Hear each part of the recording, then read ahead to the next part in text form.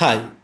നമ്മളുടെ വാടക വരുമാനവുമായിട്ട് ബന്ധപ്പെട്ട് വരുന്ന ഇൻകം ടാക്സിൻ്റെ കാര്യങ്ങളാണ് നമ്മൾ ഡിസ്കസ് ചെയ്യുന്നത്. ഈ വരുമാനമായിട്ട് ബന്ധപ്പെട്ട് മാത്രമല്ല കേട്ടോ. ഇപ്പോൾ ചിലപ്പോൾ നമുക്ക് ഒരു ഹൗസിംഗ് ലോൺ ഉണ്ടെന്നുണ്ടെങ്കിൽ അതിൻ്റെ ഇൻട്രസ്റ്റ് നമുക്ക് ഇൻകം ടാക്സ് ആയിട്ട് എങ്ങനെയാണ് നമുക്കത് ട്രീറ്റ് ചെയ്യാനായിട്ട് പറ്റുക. ഇങ്ങനെ വാടക വരുമാനവുമായിട്ട് ബന്ധപ്പെട്ട് വളരെ ഡീറ്റെയിൽ ആയിട്ടുള്ള ഒരു പോഡ്കാസ്റ്റാണ് നമ്മൾ ഇന്ന് ഉദ്ദേശിക്കുന്നത്. എൻ്റെ കൂടെ CMA നയനയാണ് ഉള്ളത്. Welcome Nayana. Thank you sir. Sir, നമ്മുടെ ഇരിഞ്ഞാലക്കുട ടൗണിൽ ഒരാൾ കുറച്ച് വർഷങ്ങളായിട്ട് 3-4 വീട് വാടകയ്ക്ക് കൊടുത്ത് വരികയാണ്. ആളതൊരു ബിസിനസ് പോലെയാണ് ട്രീറ്റ് ചെയ്യണേ. ആളുടെ IT റിട്ടേൺ ഫയൽ ചെയ്യുമ്പോൾ അത് ബിസിനസ്സിനൊക്കെയായിട്ട് കാണിക്കോ, അല്ലെങ്കിൽ separate income from house property എന്ന ഹെഡിൽ കാണിക്കണം?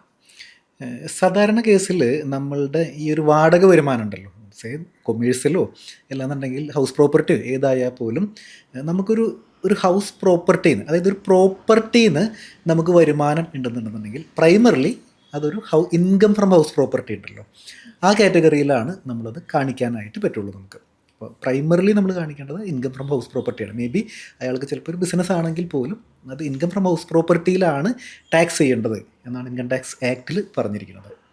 വേറൊരു ചോദ്യമുള്ളത് നയന, അതായത് ഇപ്പോൾ പല ആളുകളും ഈ വാടക വരുമാനം കിട്ടുന്ന ആളുകളുണ്ടല്ലോ, ഇവരൊന്നും വിചാരിക്കുന്നത് ഇതൊക്കെ നമ്മൾ കാണിച്ചില്ലെങ്കിലും കുഴപ്പമില്ലല്ലോ, ഇൻകം ടാക്സ് റിട്ടേണിൽ ഇതൊന്നും കാണിച്ചില്ലെങ്കിലും കുഴപ്പമില്ലല്ലോ. അപ്പോൾ എങ്ങനെയായിരിക്കും ഇൻകം ടാക്സുകാർ ഇതൊക്കെ അറിയണത്? ഇൻകം ടാക്സ് ഡിപ്പാർട്ട്മെൻറ്റിന് അത് തീർച്ചയായും അറിയാൻ സാധിക്കും. റെൻറ്റ് കൊടുക്കുമ്പോൾ 50,000-ന് മേലെ റെൻറ്റ് വരികയാണെങ്കിൽ വാടകക്കാരൻ TDS കട്ട് ചെയ്തിട്ടാണ് റെൻറ്റ് കൊടുക്കുന്നത്. അപ്പോൾ TDS ഫയൽ ചെയ്യുമ്പോൾ ഓണറിൻ്റെ പാൻ നമ്പർ മുതലായവ ശേഖരിക്കപ്പെടും. അതുകൂടാതെ ഈ ഓണറിൻ്റെ ഇൻകം ടാക്സ് സൈറ്റിൽ ആനുവൽ ഇൻഫോർമേഷൻ സിസ്റ്റം എന്ന് പറഞ്ഞൊരു ടാബ് ഉണ്ട്. അവിടെ ഈ TDS കട്ട് ചെയ്ത ഇൻകത്തിൻ്റെ ഡീറ്റെയിൽസ് വരും. അല്ലെങ്കിൽ ഈ ബാങ്ക് സ്റ്റേറ്റ്മെൻറ്റിൽ ഒരു നിശ്ചിത തുക ഓരോ മാസവും ഇങ്ങനെ വരുന്നത് ഇൻകം ടാക്സ് സൈറ്റിന് നോട്ട് ചെയ്യാൻ സാധിക്കും. അതുവഴി നോട്ടീസൊക്കെ വരാൻ സാധ്യതയുണ്ട് റിട്ടേൺ ഫയൽ ചെയ്തില്ലെങ്കിൽ. അപ്പോൾ പല ആളുകളുടെയും ഒരു തെറ്റിദ്ധാരണയാണ്, അതായത് ഇപ്പോൾ വാടകയൊക്കെ കിട്ടുന്നുണ്ട്, ഇൻകം ടാക്സ് ഡിപ്പാർട്ട്മെൻറ്റ് ഇതൊന്നും അറിയാൻ സാധ്യതയില്ലല്ലോ എന്നുള്ളത്. പക്ഷേ നേരത്തെ നയന പറഞ്ഞ പോലെ ഒരുപാട് പോസിബിലിറ്റീസ് ഉണ്ടെന്നർത്ഥം. മേ ബി ചിലപ്പോൾ 50,000 രൂപയെക്കാട്ടും കൂടുതലാണെങ്കിൽ TDS പിടിക്കാൻ ചാൻസ് ഉണ്ട്. അതല്ലാന്നുണ്ടെങ്കിൽ സ്ഥിരമായിട്ട്, അല്ലെങ്കിൽ ചിലപ്പോൾ ചില ആളുകൾക്ക് ചിലപ്പോൾ ക്യാഷൊക്കെ ആയിട്ടായിരിക്കും കിട്ടുന്നത് വാടക. അപ്പോൾ ഇവരെന്താ ചെയ്യാന്ന് ചെയ്യാൻ, ചിലപ്പോൾ ക്യാഷ് ഇത്രയും ബൾക്ക് ക്യാഷൊക്കെ ആണെന്നുണ്ടെങ്കിൽ ഇവരിതുകൊണ്ട് സബ്സിക്വൻ്റ്ലി ചിലപ്പോൾ ബാങ്കിലേക്ക് ഡെപ്പോസിറ്റ് ചെയ്യും.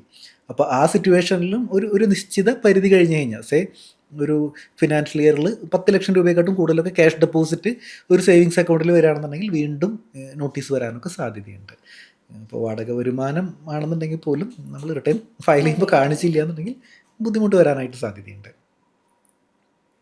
പിന്നെ വരുന്നൊരു കേസാണ്, ഇപ്പോൾ വാടകയ്ക്ക് കൊടുക്കുന്ന വീടിന് നമുക്ക് മെയിൻ്റനൻസ് എക്സ്പെൻസ് വരെയാണ്. ഇപ്പോൾ 3-4 കൊല്ലം കഴിഞ്ഞ് പെയിൻ്റ് അടിക്കാനൊക്കെ ചിലവ് വരുമ്പോൾ അത് നമുക്കൊരു റിലീഫായിട്ട് ക്ലെയിം ചെയ്യാൻ പറ്റുമോ? ഇപ്പോൾ ഒരു റെൻ്റ് ഒരു 10 ലാക്ക് ആൾക്ക് കിട്ടുന്നുണ്ട്, ഒരു 2 ലക്ഷം എക്സ്പെൻസ് ആയിട്ട് വന്ന ആൾക്ക്. അപ്പോൾ ആ 2 ലക്ഷം നമുക്ക് ഈ 10 ലാക്കിൽ നിന്ന് കുറയ്ക്കാനായിട്ട് സാധിക്കും.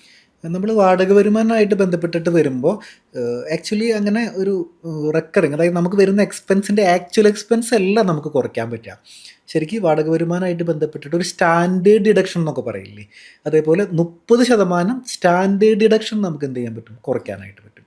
അപ്പോൾ ഇവിടുത്തെ നേരത്തെ കേസിൽ ഇപ്പോൾ ഒരു 10 lakhs ആണ് നമുക്ക് വരുമാനം വരുന്നത്. അപ്പോൾ 30% എന്ന് പറഞ്ഞാൽ തന്നെ 3 ലക്ഷം രൂപ സ്ട്രൈറ്റ് അവേ കുറയ്ക്കാം നമ്മുടെ വാടക വരുമാനം. അതൊരു മെയിൻ്റനൻസിന് വേണ്ടിയിട്ട് കൊടുത്തിരിക്കുന്നതാണ്. അപ്പോൾ ചിലപ്പോൾ നമുക്ക് എക്സ്പെൻസ് ഒന്നും ഉണ്ടായിരിക്കില്ല. അപ്പോൾ ചിലപ്പോൾ ഒരു വർഷം എക്സ്പെൻസ് ഒന്നും ഇല്ലെങ്കിൽ പോലും നമുക്ക് എന്ത് ചെയ്യാൻ പറ്റും, കുറയ്ക്കാനായിട്ട് പറ്റും. അതല്ല, ഇനിയിപ്പോൾ എക്സ്പെൻസ് കൂടുതലാണെന്ന് വിചാരിക്കും, അപ്പോൾ നമ്മുടെ എക്സ്പെൻസ് 4 ലക്ഷമോ 5 ലക്ഷമോ ആണെങ്കിൽ പോലും അങ്ങനെ പറ്റില്ല. ആ 30% സ്റ്റാൻഡേർഡ് ഡിഡക്ഷനാണ്, അതേ നമുക്ക് എന്ത് ചെയ്യാൻ പറ്റുള്ളൂ, കുറയ്ക്കാനായിട്ട് പറ്റുള്ളൂ. അതുപോലെ മറ്റൊരു കേസാണെന്ന് എനിക്ക് തോന്നുന്നു, നമുക്ക് മിക്കവാറും ഇപ്പോൾ നമ്മൾ വാടകയ്ക്ക് കൊടുക്കുന്ന ബിൽഡിങ്ങുകളില്ലേ, അതിന് നമുക്കൊരു ബിൽഡിംഗ് ടാക്സ് അടയ്ക്കേണ്ടതായിട്ട് വരില്ലേ. അപ്പോൾ അതിൻ്റെ ട്രീറ്റ്മെൻറ്റ് എങ്ങനെയാണ് വരുന്നത്, നമുക്കത് കുറയ്ക്കാനായിട്ട് പറ്റുമോ?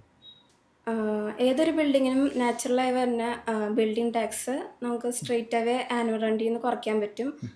അത് കഴിഞ്ഞിട്ടുള്ള എമൗണ്ടുമാണ് സ്റ്റാൻഡേർഡ് ഡിഡക്ഷൻ 30% കുറയ്ക്കുന്നത്. പക്ഷേ ഈ മുനിസിപ്പൽ ടാക്സ് ക്ലെയിം ചെയ്യണമെങ്കിൽ അത് ഓണർ തന്നെ പേ ചെയ്തിരിക്കണം. എന്നാൽ മാത്രമേ നമുക്ക് മുനിസിപ്പൽ ടാക്സ് കുറയ്ക്കാനായിട്ട് സാധിക്കുള്ളൂ. ഓക്കെ, പിന്നെ ഒരു മാറ്റർ ഉള്ളതെന്ന് എനിക്ക് തോന്നുന്നു, മുനിസിപ്പൽ ടാക്സ് പേയ്മെൻറ്റ് നടത്തിയാൽ മാത്രമാണ് നമുക്ക് കുറയ്ക്കാനായിട്ട് പറ്റുള്ളൂ. അതായത് പെയ്ഡ് ആയിരിക്കണം, ആ ഫിനാൻഷ്യൽ ഇയർ അല്ലെങ്കിൽ കറണ്ട് ഇയറിൽ പേയ്മെൻറ്റ് ചെയ്തിട്ടുണ്ടായിരിക്കണം. അതല്ല, നമുക്ക് പേയബിൾ ബേസിൽ നമ്മൾ ഡ്യൂ ആയിട്ടുണ്ട് പക്ഷെ നമ്മൾ അടച്ചിട്ടില്ല എന്നുണ്ടെങ്കിൽ നമുക്ക് മുനിസിപ്പൽ ടാക്സ് കുറയ്ക്കാനായിട്ട് പറ്റില്ല. അപ്പോൾ പെയ്ഡ് ബൈ ദ ഓണർ ആണെങ്കിൽ കുറയ്ക്കാനായിട്ട് പറ്റും അർത്ഥം. ഇപ്പം അതിനിപ്പോൾ ഒരാൾക്കൊരു 3-4 ബിൽഡിംഗ് ഉണ്ട്, പക്ഷെ അപ്പോൾ അതിൽ വാടകയ്ക്ക് കൊടുക്കാനായിട്ട് ഇട്ടിരിക്കുകയാണ്. പക്ഷേ അതിലൊരു ബിൽഡിംഗ് പോയില്ല എന്ന് വിചാരിക്കും, ഇപ്പോൾ ലെറ്റ് ഔട്ട് ചെയ്യാനായിട്ട് പറ്റിയില്ല. അപ്പോൾ എങ്ങനെയാണ് അത് അതിൻ്റെ ഒരു ട്രീറ്റ്മെൻറ്റ് എങ്ങനെയാണ് വരുന്നത്? 3-4 ബിൽഡിങ്ങിൽ ഒരു ബിൽഡിംഗ് ലെറ്റ് ഔട്ട് ചെയ്യാൻ പറ്റിയില്ലെങ്കിൽ അത് നമുക്ക് ആനുവൽ റെന്റിൽ നിന്ന് കുറയ്ക്കാം. പക്ഷേ ലെറ്റ് ഔട്ട് ചെയ്യാൻ അയാൾ സത്യസന്ധമായി ശ്രമിച്ചിട്ടുണ്ടാവണം. എന്നിട്ടും അത് വാടകയ്ക്ക് പോയില്ലെങ്കിൽ ആ വേക്കൻസി പീരീഡിലെ റെന്റ് നമുക്ക് ആനുവൽ വാല്യൂ നിന്ന് കുറച്ചിട്ട് നമുക്ക് റിട്ടേൺ ഫയൽ ചെയ്താൽ മതി. അതായത് അപ്പോൾ ഒരു ഇൻറ്റൻഷൻ ടു ലെറ്റ് അവിടെ ഉണ്ടായിരിക്കണം എന്നർത്ഥം. പക്ഷേ ഇപ്പോൾ ഒരാളുടെ കയ്യിൽ ഒരു 3-4 ബിൽഡിംഗ് ഉണ്ട്, ഇദ്ദേഹം ഒരു ബിൽഡിങ്ങും അതായത് വാടകയ്ക്ക് കൊടുക്കാനുള്ള യാതൊരു ശ്രമവും നടത്തുന്നില്ല എന്നുണ്ടെന്നുണ്ടെങ്കിൽ അതിനൊരു deemed to be let out എന്നുള്ളൊരു കാറ്റഗറിയിൽ ചിലപ്പോൾ ടാക്സ് അടയ്ക്കേണ്ടതായിട്ട് വരാനുള്ള സിറ്റുവേഷൻസ് ഉണ്ട്. അപ്പോൾ ഈ ബിൽഡിങ്ങൊക്കെ ഉള്ള ആളുകൾ ശ്രദ്ധിക്കേണ്ട കാര്യം എന്ന് പറയുന്നത് ഇത് വാടകയ്ക്ക് കൊടുക്കാനായിട്ട് ശ്രമം നടത്തണം. വാടകയ്ക്ക് പോയാൽ നമ്മൾ റിട്ടേൺ ഫയൽ ചെയ്തിട്ട് കാണിക്കാം. ഇനി വാടകയ്ക്ക് പോകുന്നില്ല എന്നുണ്ടെങ്കിൽ അതിൻ്റെ ഒരു വേക്കൻസി അലവൻസ് അങ്ങനെയാണെന്ന് തോന്നുന്നുണ്ടല്ലോ, വേക്കൻസി അലവൻസ് നമുക്ക് ക്ലെയിം ചെയ്യാനായിട്ട് പറ്റും. അതുപോലെ തന്നെ ഇപ്പോൾ നമ്മൾ വാടകയ്ക്ക് കൊടുത്തു, ഒരാൾക്ക് വാടകയ്ക്ക് കൊടുത്തു, അപ്പോൾ അത് റെൻറ്റ് നമുക്ക് കിട്ടിയില്ലെങ്കിലോ? അങ്ങനെയാണെങ്കിൽ എന്താ ചെയ്യുക? അൺറിയലൈസ്ഡ് റെൻ്റ് ആണെങ്കിലും നമുക്ക് ആനുവൽ വാല്യൂ അത് കുറച്ച് കാണിക്കാൻ പറ്റും. പക്ഷെ കുറച്ച് കണ്ടീഷൻസ് സാറ്റിസ്ഫൈ ചെയ്യാണ്ട് ഈ വാടക തരാത്ത ആൾ നമ്മുടെ വീട്ടിൽ താമസിക്കാൻ പാടില്ല. പിന്നെ നമ്മൾ വാടക റിക്കവർ ചെയ്യാൻ വേണ്ടിയിട്ട് നിയമപരമായി എല്ലാ നടപടി എടുത്തിരിക്കണം. പിന്നെ ആ വാടകക്കാരൻ ഓണറിൻ്റെ മറ്റു വീടുകളിലും താമസിക്കാൻ പാടില്ല. ഇതൊക്കെ സാറ്റിസ്ഫൈ ചെയ്തിട്ടുണ്ടെങ്കിൽ ആ അൺറിയലൈസ്ഡ് റെൻ്റ് നമ്മുടെ ആനുവൽ വാല്യൂന്ന് നമുക്ക് റിലീഫായിട്ട് എടുക്കാനായിട്ട് സാധിക്കും. അപ്പോൾ ഇതിൽ ഇമ്പോർട്ടൻ്റ് ആയിട്ടുള്ളൊരു പോയിന്റ് എന്ന് പറഞ്ഞാൽ നമ്മൾക്ക് ഒരു ബിൽഡിംഗ് ഉണ്ടെന്നുണ്ടെങ്കിൽ ആ ബിൽഡിങ്ങിൻ്റെ വാടകയ്ക്ക് പോയില്ലേ എന്നുള്ളതൊന്നും ഒരു വിഷയമുള്ള കാര്യമല്ല. ആ ബിൽഡിങ്ങിൻ്റെ ഒരു കപ്പാസിറ്റി ടു ഏൺ ഇൻകം, ഇതാണ് ആക്ച്വലി ടാക്സ് ചെയ്യണത് ഡിപ്പാർട്ട്മെൻറ്റ്. അപ്പോൾ അതിന് സാധാരണ നമ്മൾ പറയുക ആനുവൽ വാല്യൂ എന്നുള്ളൊരു ടൈമാണ് യൂസ് ചെയ്യാറ്. ആനുവൽ വാല്യൂ എന്ന് പറയുന്നത് നമുക്ക് എത്രയാണോ റെൻറ്റ് കിട്ടിയിരിക്കുന്നത്, റെൻറ്റ് റിസീവ്ഡ്, അല്ലെങ്കിൽ നമുക്കൊരു റെൻറ്റ് കിട്ടാൻ സാധ്യതയുള്ളത്, നമ്മൾ സാധാരണ കേസിൽ വാടകയ്ക്ക് കൊടുത്താൽ എത്ര രൂപ വാടക കിട്ടും എന്നുള്ളത്, ഒരു എക്സ്പെക്റ്റഡ് റെൻറ്റ് അല്ലെങ്കിൽ റെൻറ്റ് റിസീവ്ഡ്, ഇതാണ് ഇതിലേതാണോ കൂടുതൽ അതാണ് നമ്മുടെ ആനുവൽ വാല്യൂ എന്ന് പറയുന്നത്. അപ്പോൾ ആനുവൽ വാല്യൂ എന്ന് നമുക്ക് വേണമെന്നുണ്ടെങ്കിൽ അൺറിയലൈസ്ഡ് റെൻറ്റ് ഉണ്ടെന്നുണ്ടെങ്കിൽ നമുക്ക് കുറയ്ക്കാം. നേരത്തെ അതിനെ പറഞ്ഞ പോലെ ഇങ്ങനെയുള്ള കണ്ടീഷൻസ് ഉണ്ടെങ്കിൽ നമുക്ക് കുറയ്ക്കാം എന്നർത്ഥം. കുറച്ച് നേരത്തെ നമുക്ക് ഏരിയസായിട്ട് റെൻറ്റ് വന്നത് ഒരു 5 വർഷം കഴിഞ്ഞ് നമുക്ക് തിരിച്ച് കിട്ടി. പക്ഷെ നമ്മൾ അന്ന് വാടകയ്ക്ക് കൊടുത്തിരുന്ന വീട് ഇപ്പം വിറ്റു, നമ്മുടെ കയ്യിലില്ല. അപ്പോൾ നമുക്ക് തിരിച്ച് കിട്ടുന്ന ആ റെൻറ്റ് നമ്മുടെ ഹൗസ് പ്രോപ്പർട്ടി ഇൻകം തന്നെയായിട്ട് കാണിക്കണം. ഇത് ഹൗസ് പ്രോപ്പർട്ടി ഇൻകം തന്നെയാണ്. അതിലെന്താ മാറ്റർ എന്ന് വെച്ച് കഴിഞ്ഞാൽ സാധാരണ കേസിൽ ഹൗസ് പ്രോപ്പർട്ടി ഇൻകം ടാക്സ് ചെയ്യുന്നത് നമ്മളൊരു ഹൗസ് പ്രോപ്പർട്ടി ഓൺ ചെയ്യണ ആളായിരിക്കും. നമുക്കൊരു പ്രോപ്പർട്ടി ഉണ്ട്, നമ്മൾ ഓൺ ചെയ്യുന്ന സമയത്ത് റെൻറ്റ് കിട്ടുന്നു. പക്ഷേ ഇനി നമുക്ക് വിറ്റ് പോയാൽ പോലും നമുക്കൊരു പ്രോപ്പർട്ടി ഉണ്ടായിരുന്നു, നേരത്തെ അതിനെ പറഞ്ഞ പോലെ ഒരു പ്രോപ്പർട്ടി ഉണ്ടായിരുന്നു, നമ്മൾ മുമ്പ് വാടകയ്ക്ക് കൊടുത്തിട്ടുണ്ടായിരുന്നു. അപ്പോൾ അതിൽ നമുക്ക് അൺറിയലൈസ്ഡ് റെൻ്റ് ഉണ്ട്, നമുക്ക് കുറേ പൈസ കിട്ടാനുണ്ടായിരുന്നു, ആൾ നമ്മളെ പറ്റിച്ചു പോയി അന്ന് കടന്നു പോയതാണ്. പക്ഷേ നമ്മൾ കേസോ അല്ലാന്നുണ്ടെങ്കിൽ ബാക്കി കാര്യങ്ങളൊക്കെ നടത്തിയിട്ട് നമുക്ക് ഇപ്പോൾ ഒരു 4-5 വർഷത്തിന് ശേഷം ഇപ്പോൾ റെൻറ്റ് കിട്ടി. പക്ഷേ എന്താ സംഭവിച്ചതെന്ന് വെച്ച് കഴിഞ്ഞ് കഴിഞ്ഞാൽ അപ്പോഴേക്കും നമ്മൾ ആ പ്രോപ്പർട്ടിക്ക് വിറ്റ് പോയി എന്നായിരിക്കും. അങ്ങനെയാണെങ്കിൽ പോലും നമ്മളുടെ ഈ കിട്ടിയതുണ്ടല്ലോ, ഇത് അൺറിയലൈസ്ഡ് റെൻറ്റ് റിസീവ്ഡ് ലേറ്റർ എന്നുള്ളൊരിതിൽ നമുക്കത് ഇൻകം ഫ്രം ഹൗസ് പ്രോപ്പർട്ടി ആയിട്ട് തന്നെ ട്രീറ്റ് ചെയ്യാനായിട്ട് പറ്റുള്ളൂ. മാത്രമല്ല നമുക്കവിടെ സ്റ്റാൻഡേർഡ് ഡിഡക്ഷനും കിട്ടും. ഇപ്പോൾ അതിൻ്റെ 30% നമുക്ക് സ്റ്റാൻഡേർഡ് ഡിഡക്ഷനും എടുക്കാനായിട്ട് പറ്റും. മറ്റൊരു കാര്യമുള്ളതെന്ന് വെച്ച് കഴിഞ്ഞാൽ നമ്മളിപ്പോൾ ഒരു പ്രോപ്പർട്ടി നമ്മൾ വാടകയ്ക്ക് എടുത്തേക്കണം, അദ്ദേഹം ബിസിനസ് ഒന്നും ചെയ്യുന്നൊന്നുമില്ല. ഇപ്പോൾ ഒരാൾ ഇപ്പോൾ ഒരു അത്യാവശ്യം പൈസയുള്ള ഒരാളാണെന്ന് വിചാരിക്കും. അപ്പോൾ അദ്ദേഹം വാടക കൊടുക്കുന്നത് പെർ മന്ത് അദ്ദേഹത്തിൻ്റെ റെൻ്റ് എന്ന് പറയുന്നത് 50,000 രൂപയെക്കാട്ടും കൂടുതലാണെന്ന് വിചാരിക്കും. അപ്പോൾ അതിലെന്തെങ്കിലും കാര്യം നമ്മൾ ശ്രദ്ധിക്കേണ്ടതായിട്ടുണ്ടോ ഇങ്ങനെയൊക്കെ വരുന്ന സാഹചര്യത്തിൽ? റെൻ്റ് എമൗണ്ട് 50,000-ന് മേലെ വന്ന 10% TDS കട്ട് ചെയ്തിട്ട് വേണം വാടകക്കാരൻ ഓണറിന് വാടക കൊടുക്കാൻ. അതായത് എനിക്ക് തോന്നുന്നത് അപ്പോൾ അത് ബിസിനസ് ആണോ പ്രൊഫഷനാണോ അല്ലാന്നുണ്ടെങ്കിൽ അങ്ങനെ യാതൊരു കണക്ഷനും നോക്കേണ്ട കാര്യമില്ല. എല്ലാ മേഖലയും വരുന്ന ആൾക്കാർക്കും 50,000-ന് മേലെ വന്നാൽ 10% TDS കട്ട് ചെയ്തിട്ട് വേണം വാടക കൊടുക്കാൻ. അതായത് 50,000 രൂപയെക്കാട്ടും കൂടുതൽ മേലെയാണ് നമ്മൾ വാടക കൊടുക്കുന്നുണ്ടെങ്കിൽ ഒരു മാസം, അങ്ങനെയാണെന്നുണ്ടെങ്കിൽ 10% എന്ന് പറഞ്ഞാൽ സ്ട്രൈറ്റ് അവേ അപ്ലിക്കബിൾ ആണ്. അതിപ്പോൾ ടാക്സ് ഓഡിറ്റ് ഉണ്ടോ ബിസിനസ് ഉണ്ടോ എന്നുള്ളതൊന്നും അത് അപ്ലിക്കബിൾ അല്ല എന്നർത്ഥം. ഇപ്പോൾ പൊതുവെ കണ്ടുവരുന്ന ഒരു കാര്യമാണ് എംപ്ലോയീസ് HRA ക്ലെയിം കിട്ടാൻ വേണ്ടിയിട്ട് സ്വന്തം വീട്ടിൽ താമസിച്ചിട്ട് ഫാദറിന് റെൻറ്റ് കൊടുത്തു എന്ന് പറഞ്ഞുകൊണ്ട് HRA ക്ലെയിം ചെയ്യുന്നത്. അങ്ങനെ സാധിക്കുമോ ചെയ്യാനായിട്ട്? അങ്ങനെ സാധിക്കാതെയൊന്നുമില്ല. പക്ഷേ നമുക്ക് പ്രോപ്പർ എഗ്രിമെൻ്റ് ഉണ്ട്, നമുക്ക് റെൻ്റ് എഗ്രിമെൻ്റ് ഉണ്ട് എന്നുണ്ടെന്നുണ്ടെങ്കിൽ സാധിക്കും. പക്ഷെ അവിടെ വേറെ പണി കിട്ടാനായിട്ടുള്ള സാധ്യതയും കൂടി ഉണ്ട്. കാരണം എന്ന് വെച്ച് കഴിഞ്ഞ് കഴിഞ്ഞാൽ നമുക്കൊരു 1 lakhന് മേലെയൊക്കെ ടോട്ടൽ റെൻറ്റ് പെർ ആനം കാണിക്കുകയാണെന്ന് വിചാരിക്കും. അങ്ങനെയാണെന്നുണ്ടെങ്കിൽ നമ്മൾ എംപ്ലോയറുടെ അടുത്ത് പാൻ നമ്പർ മാൻഡേറ്ററിലി കോട്ട് ചെയ്യണം. പക്ഷേ ഇപ്പോൾ ഉദാഹരണത്തിന് ഇപ്പോൾ 1.5 ലക്ഷം രൂപയാണ് ഒരു എംപ്ലോയി ഇങ്ങനെ സ്വന്തം വീട്ടിൽ നിന്നിട്ട് നമ്മൾ റെൻറ്റ് ക്ലെയിം ചെയ്യണമെന്ന് വിചാരിക്കും, HRAക്ക് വേണ്ടിയിട്ട് ക്ലെയിം ചെയ്യണമെന്നുണ്ടെങ്കിൽ, അങ്ങനെയാണെന്നുണ്ടെങ്കിൽ ഫാദറിൻ്റെ പാൻ നമ്പർ എംപ്ലോയർക്ക് കൊടുക്കേണ്ടി വരും. അപ്പോൾ എംപ്ലോയർ എന്ത് ചെയ്യും? എംപ്ലോയർ സബ്സിക്വൻ്റ്ലി ഇത് ഇൻകം ടാക്സ് പോർട്ടലിൽ അപ്ലോഡ് ചെയ്യും. അപ്പോൾ ഈ ഫാദറിൻ്റെ ലോഗിനിൽ നമ്മൾ ലോഗിൻ ചെയ്ത് നോക്കി കഴിഞ്ഞ് കഴിഞ്ഞാൽ AS കാണാൻ പറ്റും 1.5 lakhs അടുത്ത് റെൻറ്റ് കിട്ടിയിട്ടുണ്ട്. എത്രയാണോന്ന് വെച്ച് കഴിഞ്ഞാൽ അത് 4 ലക്ഷമോ 5 ലക്ഷം വെച്ച് കഴിഞ്ഞാൽ ഈ റെൻറ്റ് കിട്ടിയിട്ടുണ്ട് എന്ന് കാണിക്കുന്നുണ്ടായിരിക്കും അവിടെ. അപ്പോൾ subsequently father income tax return file ചെയ്തില്ല എന്നുണ്ടെങ്കിൽ അത് പണി കിട്ടാനായിട്ട് സാധ്യതയുണ്ട്. അപ്പോൾ ഇങ്ങനെയൊക്കെയുള്ള ചില കോംപ്ലിക്കേഷൻസ് അവിടെ വരാനായിട്ട് സാധ്യതയുണ്ട്. ക്ലെയിം ചെയ്യുന്നത് കൊണ്ട് പ്രശ്നമൊന്നുമില്ല. എനിക്കാണ് പുതിയ ഇൻകം ടാക്സ് ആക്ടിൽ റൂൾസിലൊക്കെ ഒരു റിലേഷൻ ഉണ്ടെന്നുണ്ടെങ്കിൽ ആ റിലേഷനും കൂടി പറയണം എന്നുണ്ട്. നമ്മളിപ്പോൾ HR ക്ലെയിം ചെയ്യുമ്പോൾ റിലേഷൻഷിപ്പ് ഉണ്ടെന്നുണ്ടെങ്കിൽ അതും കൂടി പറയണം എന്നും മാൻഡേറ്ററി ആണ്. നമുക്ക് വാടക വരുമാനം മാത്രമേ ഉള്ളൂ എന്ന് വിചാരിക്കും ഒരാൾക്ക്. അങ്ങനെയാണെന്നുണ്ടെങ്കിൽ എത്ര രൂപ വരെ ടാക്സ് അടയ്ക്കാതെ ഉള്ള വാടക വരുമാനം ഒരാൾക്ക് വാങ്ങിക്കാനായിട്ട് പറ്റും? കഴിഞ്ഞ ഫിനാൻഷ്യൽ ഇയറിൽ 12 lakh വരെ ഇൻകം വരുന്ന ഒരാൾക്ക് ടാക്സ് അടയ്ക്കേണ്ടതായി വരുന്നില്ല. ഇപ്പോൾ റെൻ്റൽ ഇൻകം മാത്രം കിട്ടുന്ന ഒരു പേഴ്സൻ്റെ കാര്യത്തിലാണെങ്കിൽ ഒരു 17 lakh വരെ നമുക്ക് റെൻറ്റ് കാണിച്ചാലും ടാക്സ് അടയ്ക്കേണ്ടതായി വരില്ല. ഒരു 17 lakhന് ഒരു 30% നാച്ചുറലായിട്ട് സ്റ്റാൻഡേർഡ് ഡിഡക്ഷൻ കിട്ടും. ഇപ്പോൾ ഒരു 5 lakh 10 അങ്ങനെ കുറയുമ്പോൾ 11,90,000 റെൻ്റൽ ഇൻകം ആയിട്ട് വരുള്ളൂ. അപ്പോൾ ഒരു 70 lakh വരെ നമുക്ക് റെൻ്റൽ ഇൻകം ആയിട്ട് കാണിക്കാൻ പറ്റും.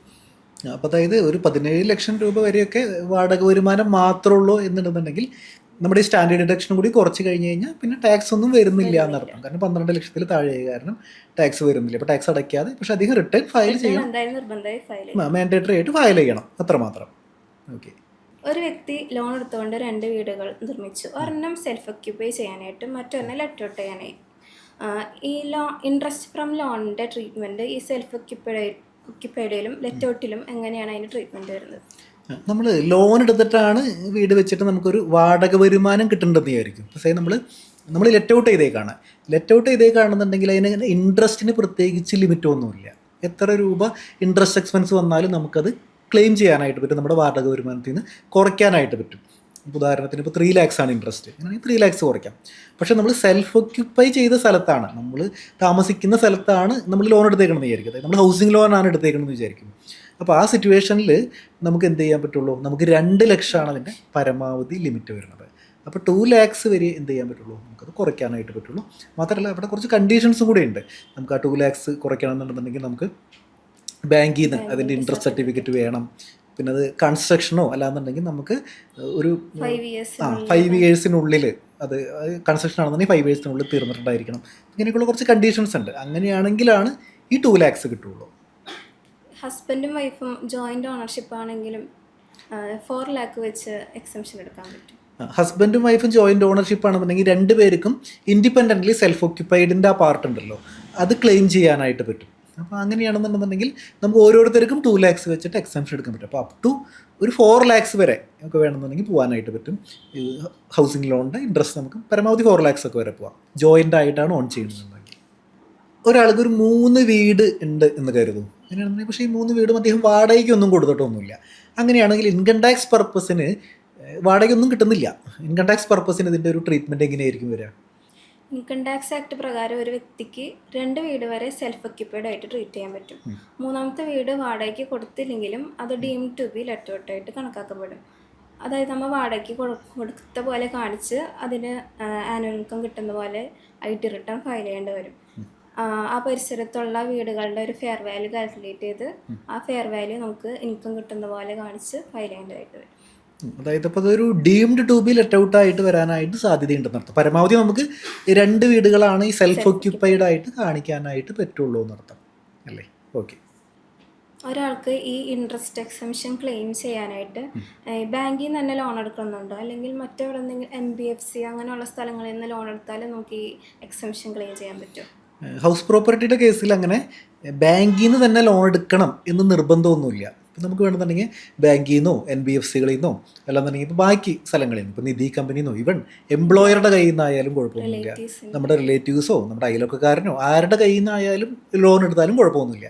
പ്രൊവൈഡഡ് നമുക്ക് ആ കണ്ടീഷൻസ് സാറ്റിസ്ഫൈ ചെയ്താൽ മതി. അതായത് ഇപ്പോൾ നമ്മൾ ക്ലെയിം ചെയ്യുകയാണെന്നുണ്ടെങ്കിൽ ഇൻട്രസ്റ്റ് സർട്ടിഫിക്കറ്റ് ഉണ്ടെന്നുണ്ടെങ്കിൽ നമുക്ക് എന്ത് ചെയ്യാൻ പറ്റും? നമുക്ക് ക്ലെയിം ചെയ്യാനായിട്ട് പറ്റും.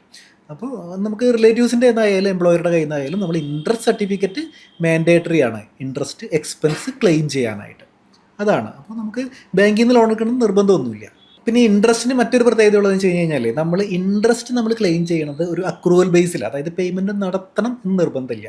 ഇപ്പോൾ സേ ഫോർ എക്സാമ്പിൾ ഒരാൾ മാർച്ച് മാസത്തിലാണ് ലോൺ എടുത്തേക്കണമെന്ന് വിചാരിക്കും. മാർച്ച് മാസത്തിൻ്റെ EMI ഒക്കെ വരുന്നത് ചിലപ്പോൾ ഏപ്രിൽ ആയിരിക്കും. പക്ഷേ ആ മാർച്ച് മാസത്തെ ഫോർ ദ പീരീഡ് ഇൻട്രസ്റ്റ് ഉണ്ടല്ലോ, ഇപ്പോൾ അത് സേ 50,000 രൂപയുണ്ടെന്ന് വിചാരിക്കും. അങ്ങനെ അത് ആൾ അടച്ചിട്ടില്ലെങ്കിൽ പോലും എന്ത് ചെയ്യാനായിട്ട് പറ്റും, അദ്ദേഹത്തിന് ക്ലെയിം ചെയ്യാനായിട്ട് പറ്റും. പക്ഷേ മുനിസിപ്പൽ ടാക്സിൻ്റെ കേസിൽ നേരെ റിവേഴ്സാണ്. അത് പേ ചെയ്താൽ മാത്രമേ എന്ത് ചെയ്യാൻ പറ്റുള്ളൂ, ക്ലെയിം ചെയ്യാനായിട്ട് പറ്റുള്ളൂ. ഇൻട്രസ്റ്റിൻ്റെ കേസിൽ അക്രൂവൽ ബേസിലാണ്, അതായത് പേയബിൾ ബേസിലാണ് നമുക്ക് ക്ലെയിം എടുക്കാനായിട്ട് പറ്റും എന്നർത്ഥം. അപ്പോൾ ഇൻകം ഫ്രം ഹൗസ് പ്രോപ്പർട്ടി ആയിട്ട് ബന്ധപ്പെട്ടിട്ട് വളരെ ഡീറ്റെയിൽ ആയിട്ടുള്ള ഇൻകം ടാക്സ് ആക്ട് നമ്മൾ റെഫർ ചെയ്ത് പറയുകയാണെങ്കിൽ 2025 ആക്ട് പറയുകയാണെന്നുണ്ടെങ്കിൽ സെക്ഷൻ 20 തൊട്ട് 25 വരെയുള്ള പാർട്ടുകളാണ് നമ്മൾ ഇൻകം ഫ്രം ഹൗസ് പ്രോപ്പർട്ടിയിൽ വരുന്നത്. അത് വളരെ ഡീറ്റെയിൽ ആയിട്ട് നമ്മൾ ഡിസ്കസ് ചെയ്തിട്ടുണ്ട്. സെൽഫ് ഓക്യുപ്പൈഡ് ആയിട്ടുള്ള ഹൗസ് പ്രോപ്പർട്ടി എങ്ങനെയാണ്, അതിൻ്റെ റെൻറ്റിൻ്റെ കാര്യങ്ങൾ എങ്ങനെയാണ്, നമുക്ക് ഇൻട്രസ്റ്റ് എങ്ങനെയൊക്കെ ക്ലെയിം ചെയ്യാനായിട്ട് പറ്റും, വളരെ ഡീറ്റെയിൽ ആയിട്ടുള്ളൊരു ഡിസ്കഷൻ ആയിരുന്നു. അപ്പോൾ ഇതുപോലെ ഇൻഫോർമേറ്റീവ് ആയിട്ടുള്ള മറ്റൊരു വീഡിയോ ആയിട്ട് വീണ്ടും കാണാം. നിങ്ങൾക്ക് ഈ വീഡിയോ ആയിട്ട് ബന്ധപ്പെട്ട് നിങ്ങൾക്ക് എന്തെങ്കിലും സംശയങ്ങളോ അഭിപ്രായങ്ങളോ ഒക്കെ ഉണ്ടെന്നുണ്ടെങ്കിൽ തീർച്ചയായിട്ടും കമൻറ്റ് ബോക്സിൽ രേഖപ്പെടുത്തുക. ചാനലിൻ്റെ വാട്സപ്പ് നമ്പർ ഡിസ്ക്രിപ്ഷനിൽ കൊടുത്തിട്ടുണ്ട്. അപ്പോൾ നിങ്ങൾക്ക് എന്തെങ്കിലും സംശയങ്ങളൊക്കെ ഉണ്ടെന്നുണ്ടെങ്കിൽ അതിലേക്ക് മെസ്സേജ് അയക്കാം. ഇതുപോലെ മറ്റൊരു വീഡിയോ ആയിട്ട് വീണ്ടും കാണാം. Thanks for watching.